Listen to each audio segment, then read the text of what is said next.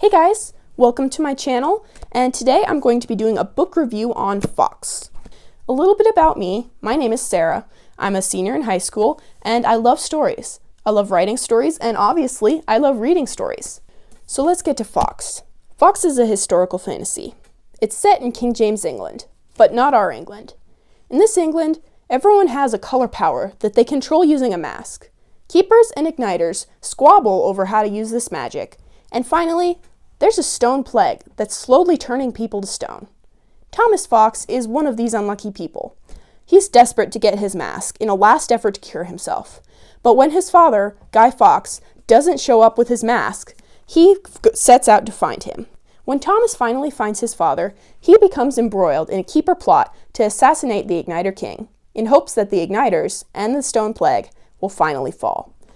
But how is Thomas supposed to remain loyal to the gunpowder plot when the igniter, White Light, is constantly talking in his head?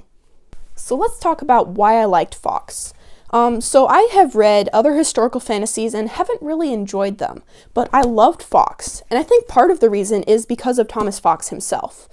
He lends a really unique view into this cool world that Nadine Brandes has created because of his special determination. He is set on removing the stone plague from himself, and he's willing to do anything to do that.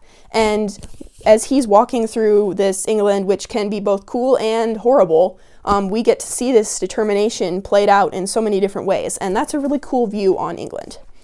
Another reason why I like this book is the theme. So you can probably tell from the books on my bookshelf that I read a lot of Christian fiction, and sometimes I tend to be disappointed in the allegories that are used, but not in Fawkes. Fawkes is a mainstream book, but it does have some Christian allegories, and they are extremely well done. I'm not going to let out any spoilers, but I was confused for a long time on who the good guys would end up being. And I really like that approach because oftentimes you can see from the very beginning in Christian allegory who is meant to be God, who is meant to be Satan or whoever. But I really liked how we got to see this from the perspective of someone who is just trying to figure things out on their own. And that worked out really well. Another part of the perspective that I liked was the character Emma. Emma becomes important kind of a fourth of the way into the book, and I really loved her perspective for several reasons.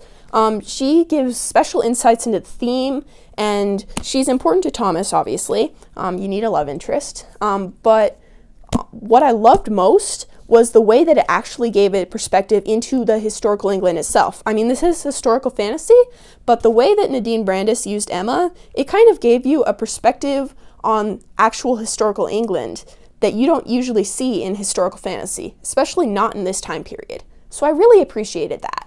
Alright, so that wraps up my review of Fawkes. This is actually my first ever video that I've posted on YouTube, so that's scary. But if you enjoyed this video, please like and subscribe and recommend if you want to. And thank you for listening. I plan to post more soon. Thank you.